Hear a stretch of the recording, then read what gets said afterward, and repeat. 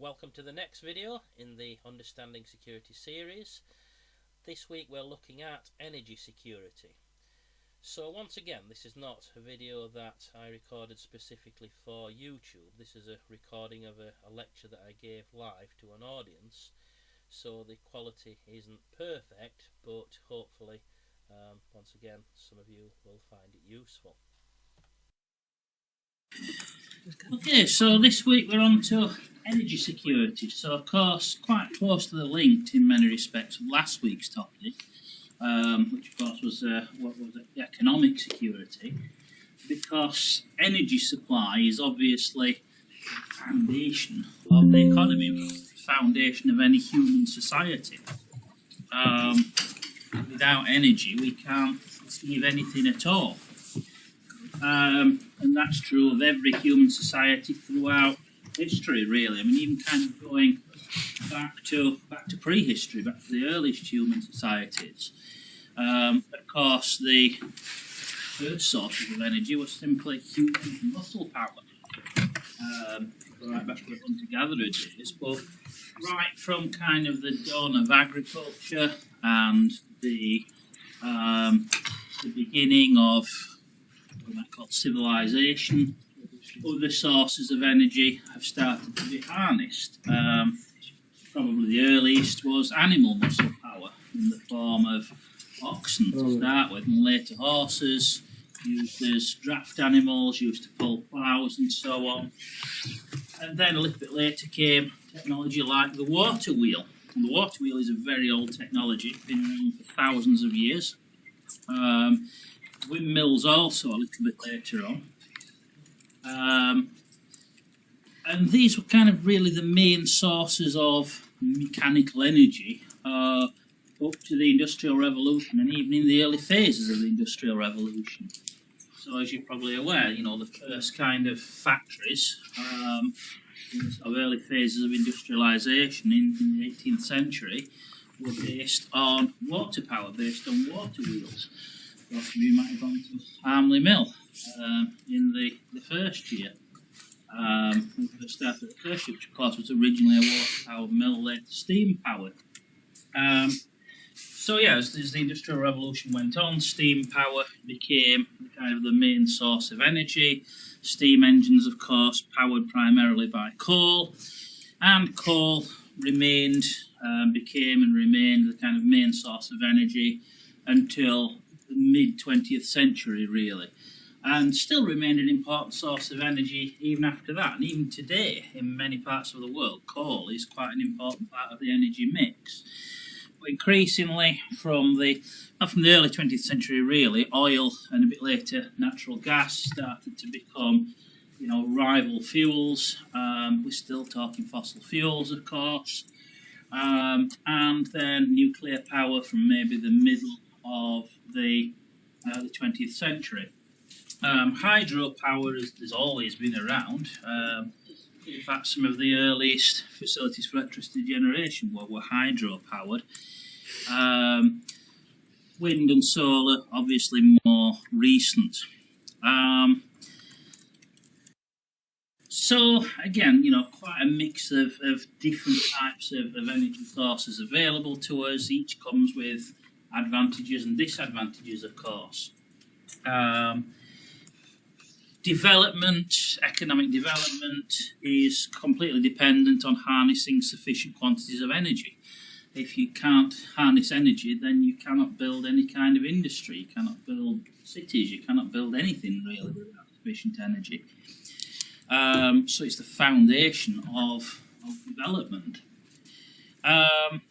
So, of course, we're going to talk about energy security and what that means. So, you know, very much a multifaceted concept, but there are kind of four dimensions that are particularly relevant. So, I mean, again, you know, to kind of go back to what do we mean by energy security in the first place? I mean, ultimately, we mean being able to secure sufficient supplies of energy and if this is the. Just give me 1 second. I think I had a more updated version of these slides. So yeah, I mean, energy security obviously means being able to secure sustainable, adequate supplies of energy now, but also in the future. Give me 1 second, because I'm sure I had a slightly updated version of these slides.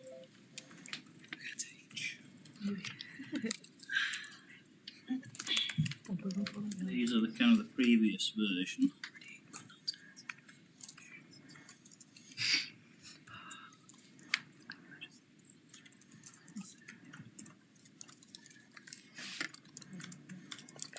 That's just the order, which is correct. So having an adequate, sustainable and resilient supply of energy for current and future needs. So again, some of the key threats to that, some of the key threats to energy security are going to be, first of all, disruption to supply, but also prohibitively expensive energy is a real problem. And it's a problem that the UK faces at the moment. We've got some of the most expensive energy in the world. And how can we be competitive in international markets if we're paying much more for our energy than our competitors? And this is a real bottleneck to economic growth. The government's talking about, oh yeah, AI, artificial intelligence. This is going to be the great new thing, and maybe it is, but artificial intelligence requires server farms that use huge amounts of energy, and energy is incredibly expensive in the UK. So if I were a multinational corporation looking to invest in setting up an AI centre, I wouldn't put it in the UK. The energy is far too expensive here. So, that's just one example of how prohibitively expensive energy can cause a drag on economic competitiveness, but also potentially a big problem for individuals as well. So once again, this is an issue area where we can look at, the referent object could be the state, it could be the national economy, it could be society, which is not necessarily the same thing, but it also could be at the individual or the household level. And of course, one of the biggest bills that any of us face is our energy bill. And think of energy not just the cost of lighting and heating your home, although that is important, but also things like transport as well, particularly if you run a car, for example. So, one of the kind of biggest expenses for people, living on, more or less on the breadline is going to be energy. So, yeah, threats to energy security. There are kind of 4 dimensions of energy security. So, first of all, we can think in terms of physical disruption of supplies. So, if the infrastructure breaks down, a good example might be the mysterious destruction of the Nord Stream pipelines from Russia to Germany. That's kind of one example of infrastructure breakdown, which probably was a political action, although no one's admitting to it. Natural disasters, of course, social unrest, acts of terrorism, lots of things could potentially, wars, lots of things could potentially disrupt supplies. But also long-term availability. So again, part of the reason, apart from climate change, part of the reason we need to transition away from oil is because it's going to run out. So we might have energy supplies available now, but is that sustainable into the future? And again, not just for current levels of demand, but if we're looking to grow the economy, if we're looking to develop economically, we need to ensure that there's going to be sufficient energy available to meet growing demand in the future.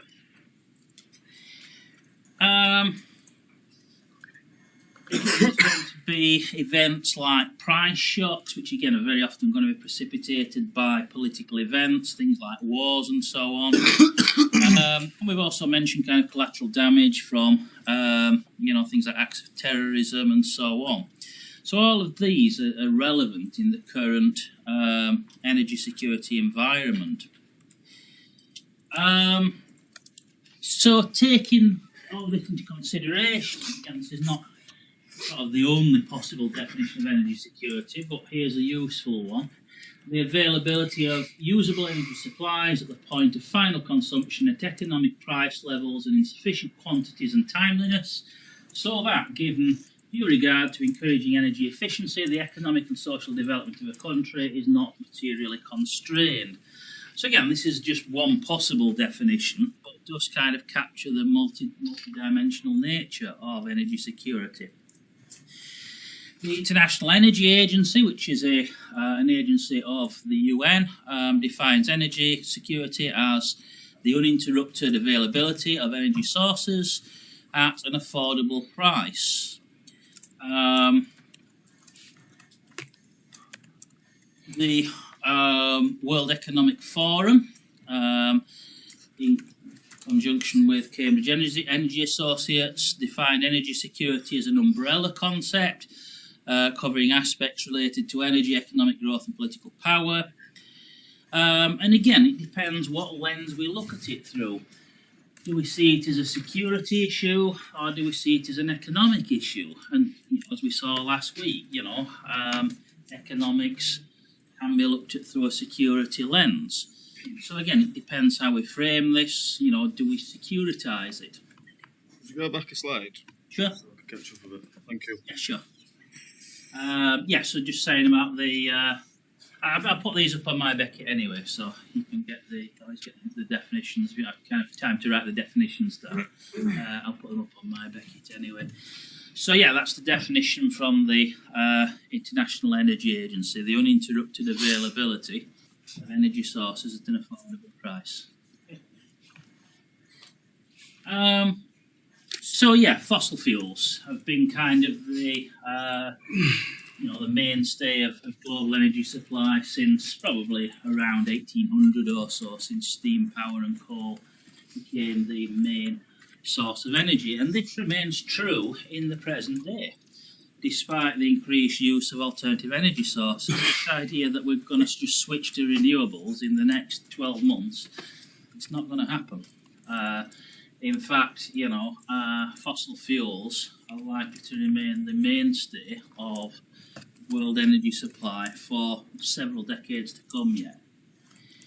And of course, that has had, comes with its own problems, various problems. In recent decades, of course, oil has probably been the number one fossil fuel, although, coal and gas are also important. And of course, the oil shocks, you've probably, studied this as kind of a historical sort of phenomenon. The oil shocks of the 1970s, when the OPEC countries mixed up with the politics of the Middle East.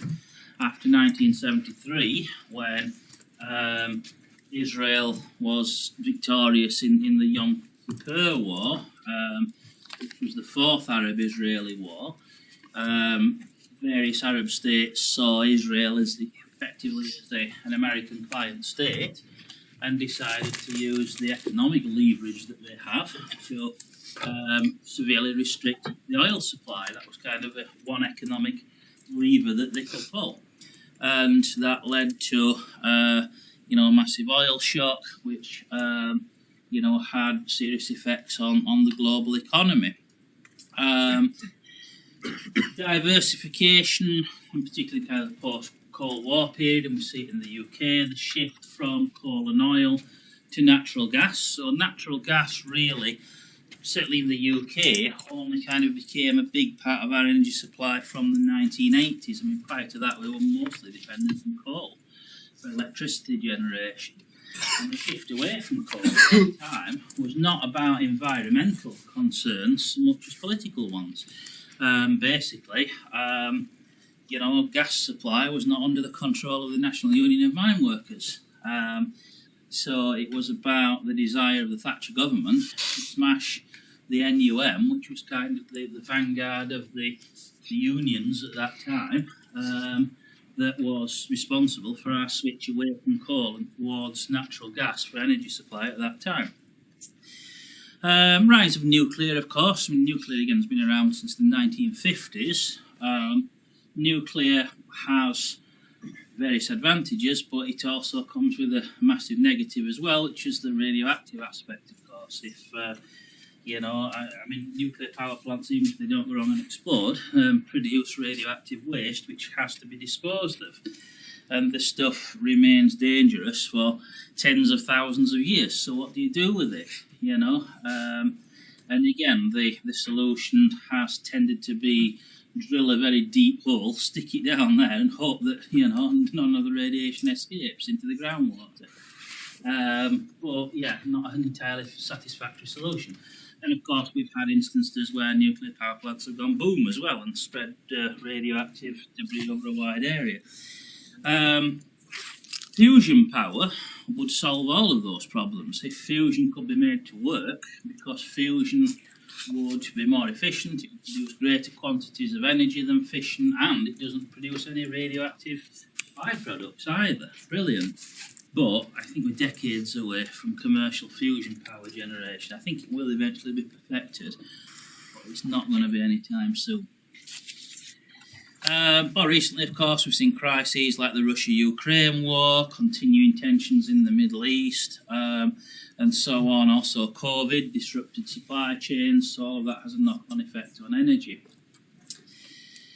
According to the US Energy Information Administration, a report which comes out every so often, not annually I don't think, but it might be every 5 or 10 years, called the International Energy Outlook, which predicts, the latest version predicts that global energy demand and therefore carbon emissions will continue to rise until at least 2050.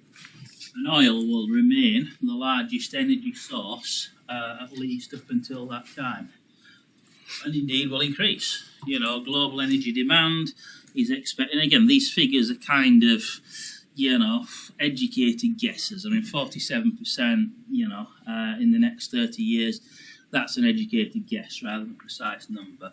But, it's fair to say that as economic development proceeds, as economies grow, demand for energy is going to grow. So about a 50% increase over the next 30 years is probably a reasonable estimate. Again, driven by economic growth and population growth. So again, this will require increased fossil fuel production to meet this energy demand.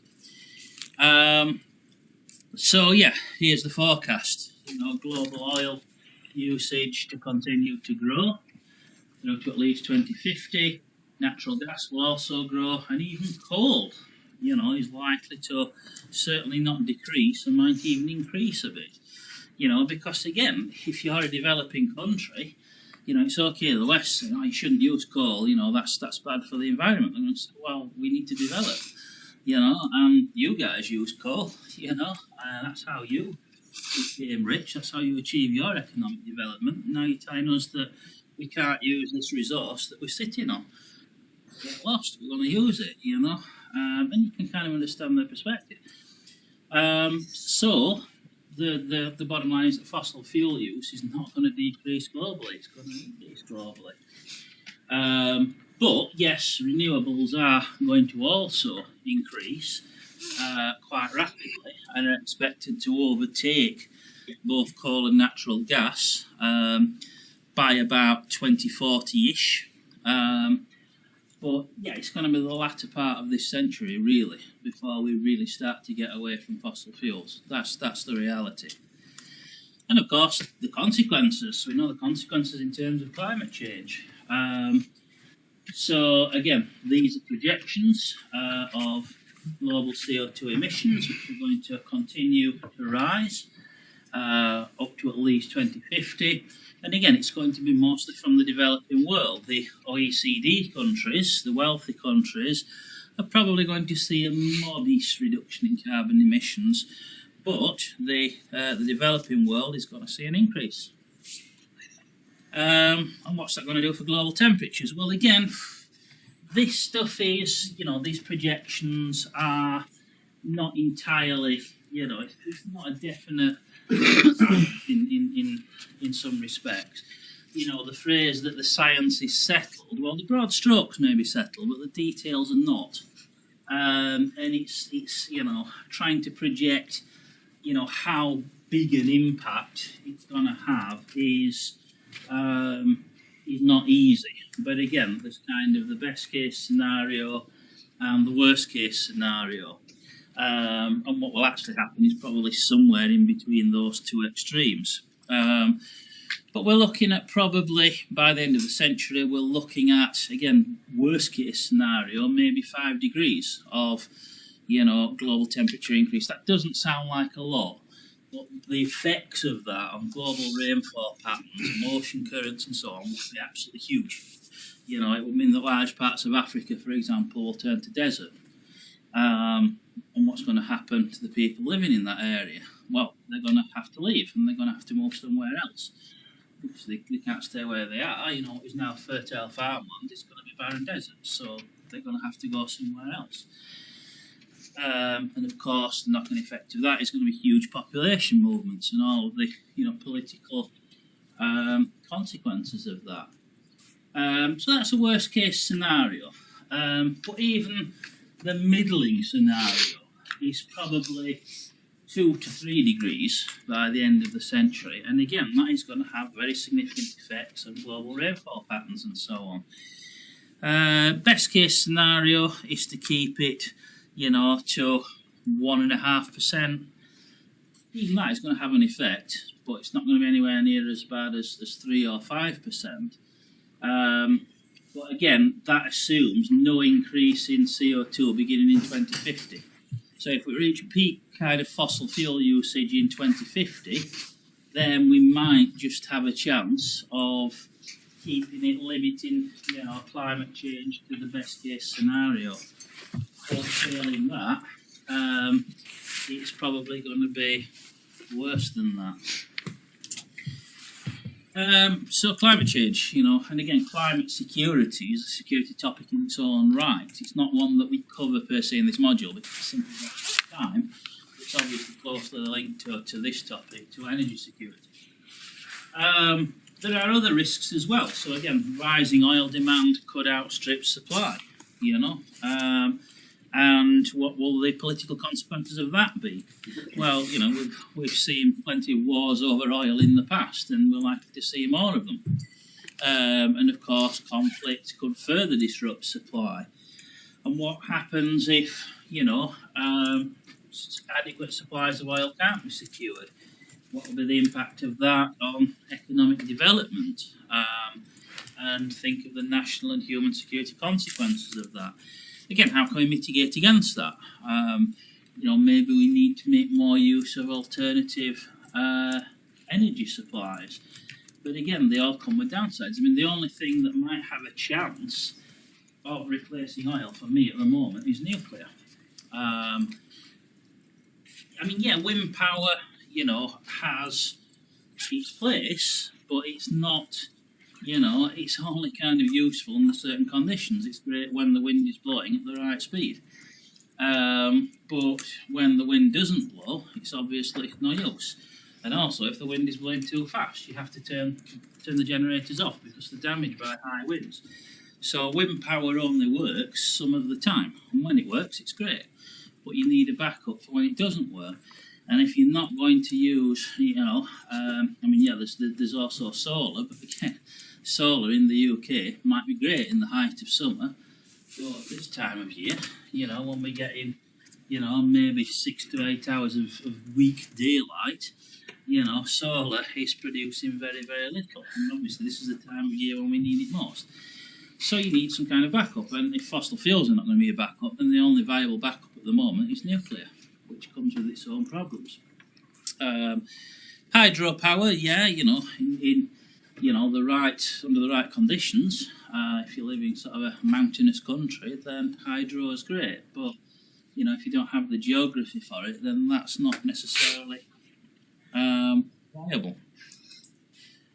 So falling oil supply. Can we find alternatives to oil?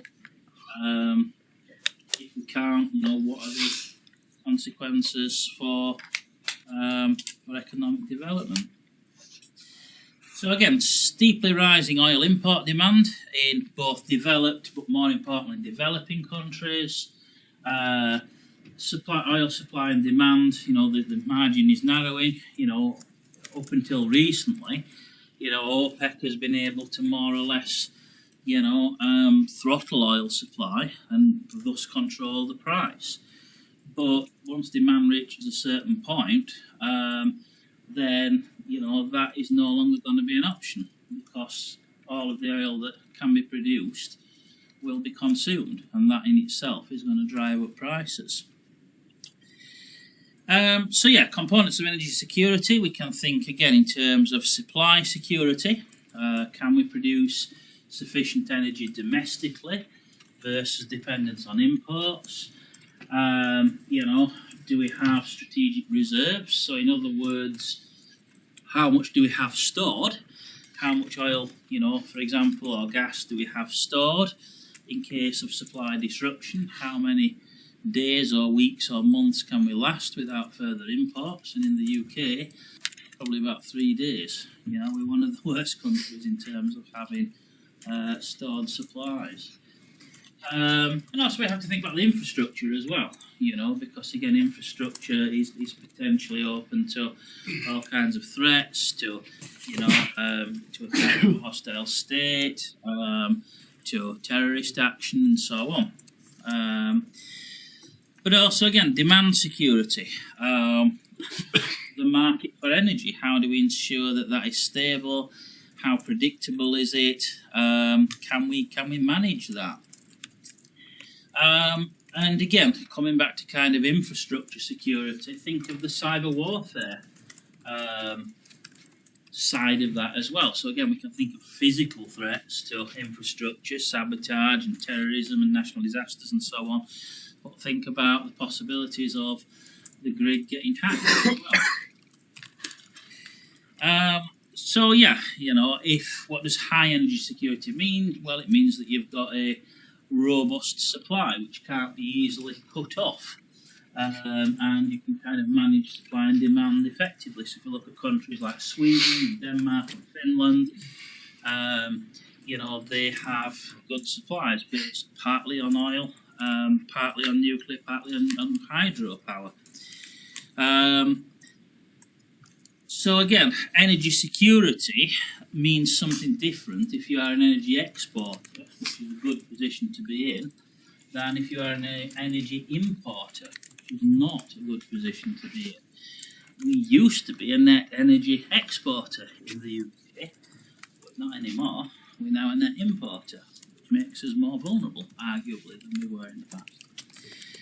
And again, what does the state, how far does the state intervene in this? Do you kind of leave it to the market? Do you leave it to the free market? Does the state actively intervene to try to secure energy supply? And again, the relationship between energy and the state can be complicated, and indeed in some cases energy companies might be an arm of the state, and the Russian Gazprom is a good example of this. Gazprom is kind of used, again, in theory, it's kind of a private company, but the Russian state retains a large chunk of the shares, and effectively it's kind of an arm of the state. And in the past, and even before 2022 and the Ukrainian war kicked off, Gazprom was used as kind of a coercive lever, and the energy supply was kind of used as a coercive lever by Russia. So again, can private companies, manage on their own, and what can the government do to intervene?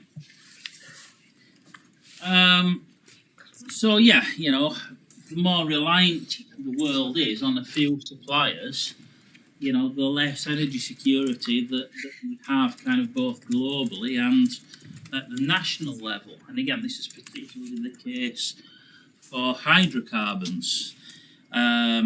So if we look at the major oil exporting countries, so again, Saudi is the biggest exporter of oil, but much of the Middle East important for oil production. Russia, of course, very important. Parts of Africa quite important. South America, and of course the US and Canada, major producers of oil. The UK, fairly significant oil producer still because of North Sea oil, but that of course is declining.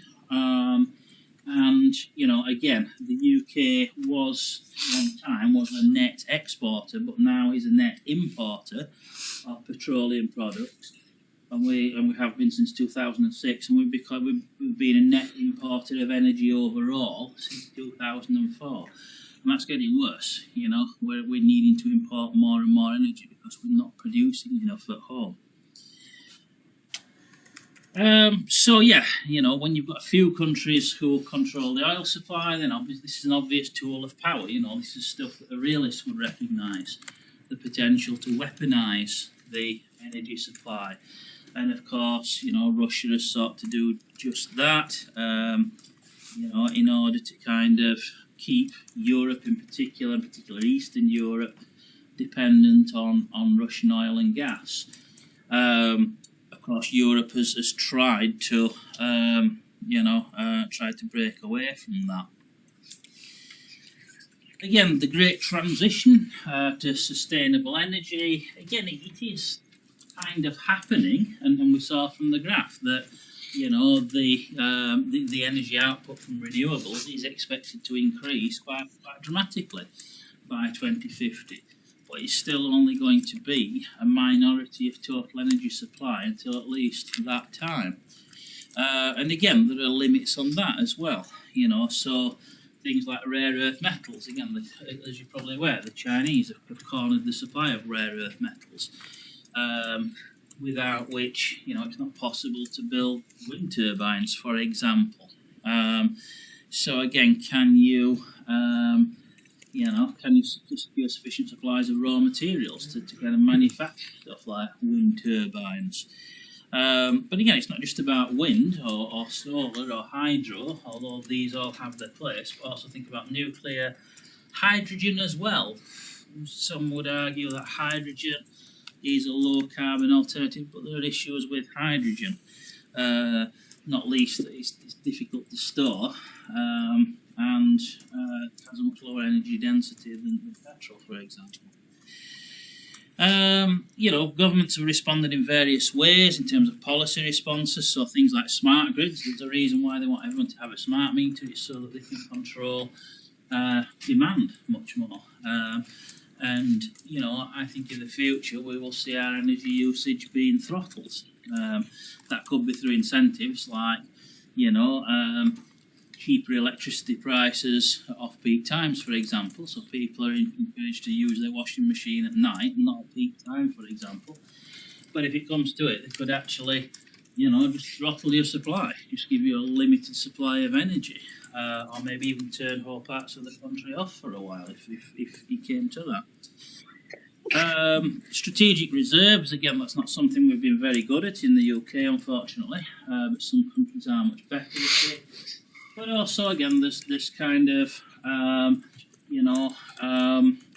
options for international cooperation as well, which is what OPEC is supposed to be about, which is what the International Energy Agency is supposed to be about, and the COP, the Conference of the Parties, you know, which again we can think of kind of been more focused on climate change issues, but ultimately is concerned with energy supply as well. So again, you know, can we coordinate effectively at an international level? And again, a realist would be sceptical of that, a liberal would be optimistic. So if we look at, you know, a couple of case studies to kind of illustrate, so let's first of all look at Europe, and, you know, particularly the EU and particularly Eastern Europe. So before 2022, you know, Europe was kind of heavily dependent, particularly on Russian oil and gas. So 60% of energy was imported, and the vast majority of that was from Russia. And indeed, some countries in the east, you know, like Poland and Hungary, you know, got something like 80 or 90% of their energy from Russian oil and gas. Even Germany was something like 50% at one point. And in total, you know, around 25% of Europe's energy mix was gas, and, you know, Russia as the main supplier of that. So we had, you know, various pipelines bringing Russian gas into Europe. And again, you know, domestic production was declining because the availability of cheap gas from Russia. Again, think of this in terms of liberal logic, and the EU always tended to kind of operate on a liberal model. Of course, what the liberals say, leave it to the market. Don't produce yourself what you can buy cheaper on the world market. So if it's expensive for European countries to produce gas, don't bother. You know, Russia's got loads of cheap gas. We'll just buy it from there. But a realist would say, bad idea. And maybe the realists were proved correct on this one.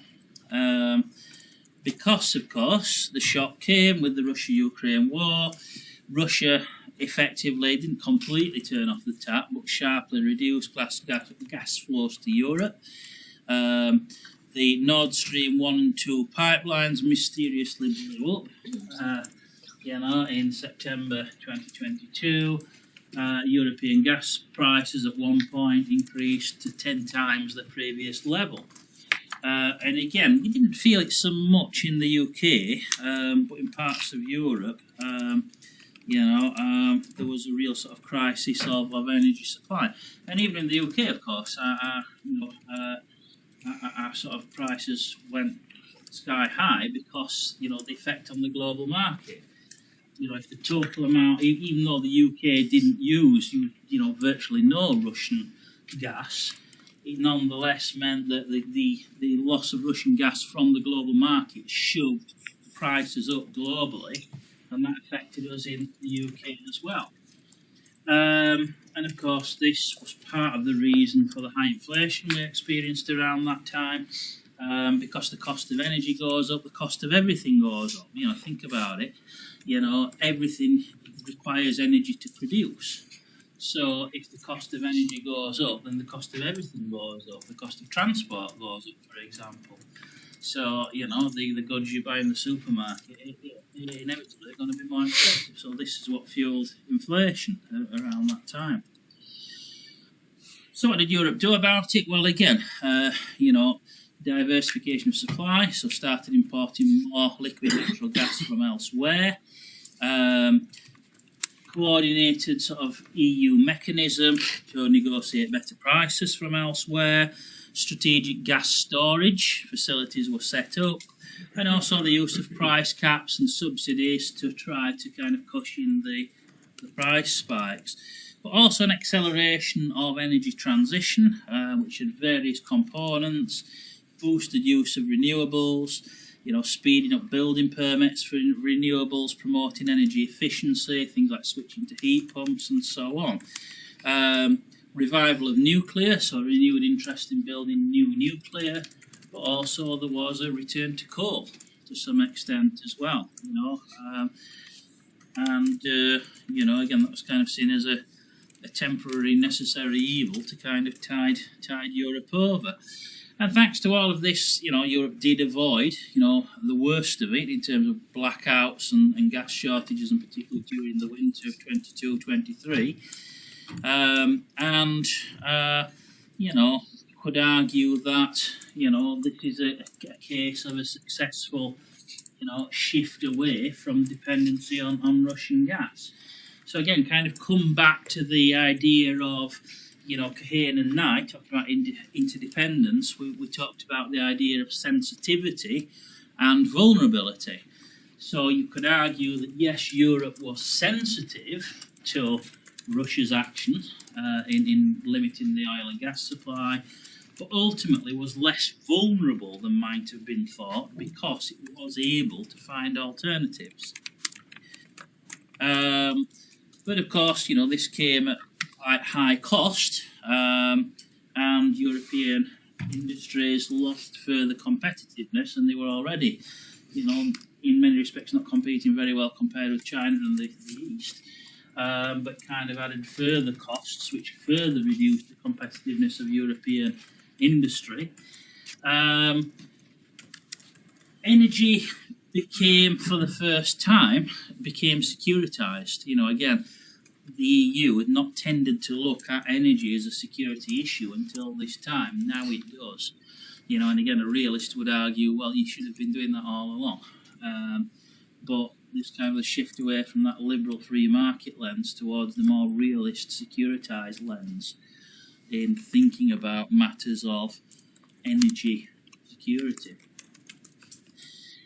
So yeah, kind of shows us the importance of energy as a geopolitical weapon. The need to have flexible infrastructure which can convert to other sources of power, but also the power of cooperation. EU level coordination did ultimately help to manage the situation, which might not have been the case if all the EU member states had kind of been following their own national strategies and competing with one another. Then the situation might have been a lot worse than it was. So you could argue from a liberal perspective that this does show the value of cooperation.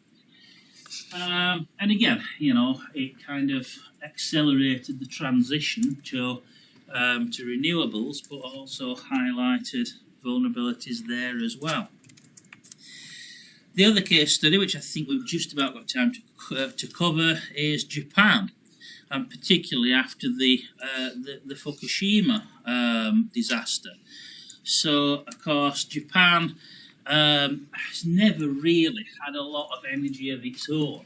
It's always needed to import energy, and that was part of the reason for Japanese imperialism in the period before the Second World War. After the Second World War, Japan kind of embraced nuclear power, much more so than many other countries. And up until the Fukushima disaster, nuclear power provided almost a third of Japan's electricity, the rest coming mainly from imported fossil fuels. But the Fukushima disaster in 2011, basically an earthquake followed by a tsunami, caused meltdowns in the nuclear reactors, 54 of them, so this was a huge plant. The whole plant had to be shut down, and public trust in nuclear energy collapsed as a result of that. And so that caused Japan's energy self-sufficiency, which was already low, to fall even lower, and make Japan even more reliant on imported fossil fuels, shoved up energy prices, which of course had, knock-on impact on Japanese industry, but also on Japanese households as well. So again, both national and human security dimensions to that. And of course, Japan's carbon emissions increased as well because they were now more reliant on fossil fuels. So what was the strategic response? Well, there was a massive push for renewables, but also there was a recognition that nuclear needed to be part of the mix. And so, under kind of increased safety standards, new designs of reactor, which were intended to be more earthquake-proof, the nuclear sort of generation was gradually restarted. But also, again, the use of energy efficiency measures to try to reduce demand for energy, and manage energy demand, and kind of a long-term strategy to reduce fossil fuel imports, to expand renewables, and also to make use of hydrogen ammonia as well, which again will be interesting to see how that works out. So once again, some of the lessons for energy security, again, in some ways similar to Europe. Over-reliance on one source is a bad idea. Okay, in Japan's case, it was kind of, nuclear was domestic, was kind of a domestic capacity, but still reliance on just one source can create systemic risk. So again, the lesson is points to the need for diversification and resilience. but also the importance of public perceptions as well. You know, you can't build loads of nuclear power plants if public opinion is dead against it. So, you know, you have to be able to sell your strategy to the public. So energy security, sustainability, public trust are all key dimensions of your strategy. So, to summarise, we can define energy security as the uninterrupted availability of energy at affordable prices. Again, what is affordable? You know, depends on the situation, but what we mean, you know, ideally, so that your industry can be competitive, but also so that your population is not kind of driven to the breadline by, you know, excessive energy prices. So again, you know, both national and human security dimensions. So energy security underpins economic stability, it's a dimension of national security, it's a dimension of human security, social well-being. Built on the 4 pillars, which are availability, accessibility, affordability and acceptability. Core components include supply security, so being able to access diverse energy sources, demand security, so being able to predict consumption, and, you know, ideally manage the market to prevent kind of, you know, runaway demand and runaway peaks in demand. We also think about infrastructure security, protecting your pipelines and your power grids and so on. And again, not just against physical attack, but also against cyber attack as well. As we've seen, energy resources can be used as geopolitical tools. And again, you know, kind of stuff that a realist would recognise. But it's also, you know, a liberal lens is important as well, because, you know, we're talking about an area where there's a huge degree of global interdependence. And there is a need for international cooperation to prevent, you know, runaway sort of competition, driving up prices and causing chaos. So we can apply a liberal lens to this as well. Again, obviously, growing focus on decarbonisation. You know, again, progress has not been great, to be honest, up until this point. But ultimately, it is going to come back to bite us in the arse in a big way. You know, and energy independence as well. So again, the need for diversification of sources, regional cooperation. And again, we saw the EU as a good example of that. But also the use of strategies such as energy efficiency, smart grids, digital monitoring and so on. The wisdom of building up strategic reserves, emergency planning to manage crises. I'm not confident that we're doing a good job of that in this country at the moment. I mentioned regional cooperation.